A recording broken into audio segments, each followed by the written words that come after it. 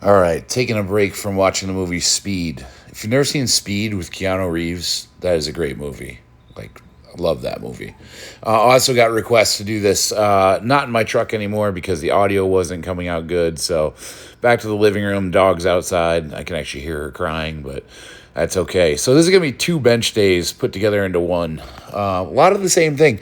It was just a huge infusion of volume. So on this day, the goal was to work up to three sets of three, starting with 375. So you'll see that I get up to three red plates there, 375.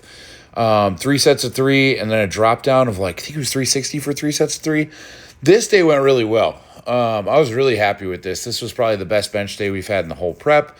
Really started to make me feel like maybe we're going to get somewhere. Here's the last warm-up. This is 331. Still doing this new bench setup where I start with my head past the bar, plant my feet. The real goal there being to get the feet really planted into the floor so that when I push in, the feet don't come further forward, which pushes my whole body in an arch, right?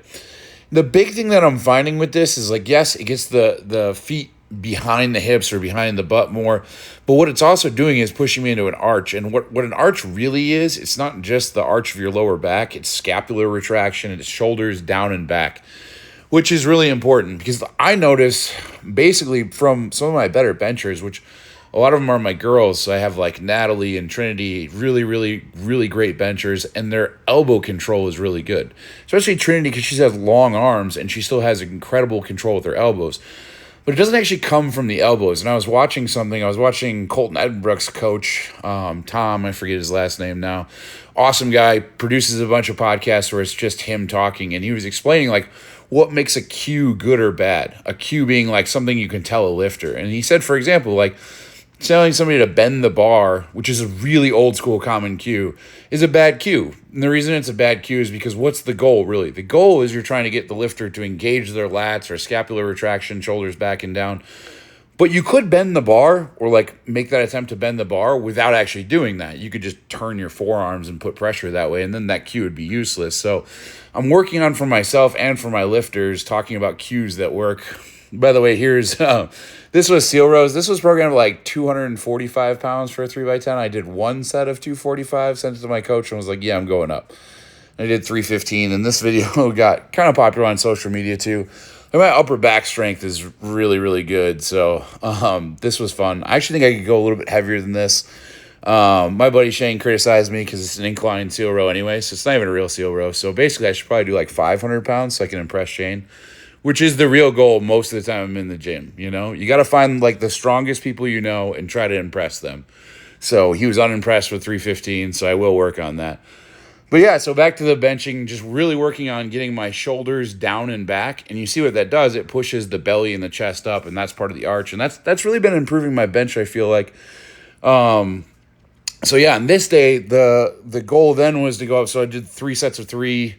So basically I did 30 reps on the last bench day with that weight, which was really heavy. So that was really good. On this day, the goal was 5. So you can see this is the last warm-up, 331. And then we go up to 360 for 3 sets of 5. I did get the first 2 sets successfully of 5. You can see this one I unracked. I didn't even have a spotter. I was like, if I die, I die. Maybe Natalie would have come and saved me. Probably not. She probably just let me die. And it did get a little bit sticky on the last rep on lockout there. But mostly good. This was not a bad bench day, but I did not complete all the sets and reps, which, I've said this before in these videos and a lot in general. Just because your coach programmed it doesn't mean it's a guarantee. If your coach isn't programming you stuff that you might fail, you're probably not training hard enough, right? And some people's mental state is too fragile for that, and that's okay. That's not a criticism. That's not me trying to be a jerk. I'm trying to show how awesomely busy the gym was today. The vibe in here was sick. We usually have a lot of lifters. I'm blessed. A lot of them are my clients, the ones you see in this video. Most of them are people that I coach, which is awesome. So they're always here as training partners, spotters. It's a really good environment. But yeah, so I did get most of the reps. This was the back down, so went down to, 342. I think on that one right there, that was 4 reps instead of 5, and Trinity instantly started to criticize me for that, as she should. I did get the next 2 sets of 5 successfully with this weight, and it flew. Probably longer rest periods, but actually just looking at it, I think maybe my setup was better. Right there, I'm super arched. You can tell my belly is just sticking straight up in the air, which is a good sign. I'm a great fat guy power lifter. I get a huge power belly.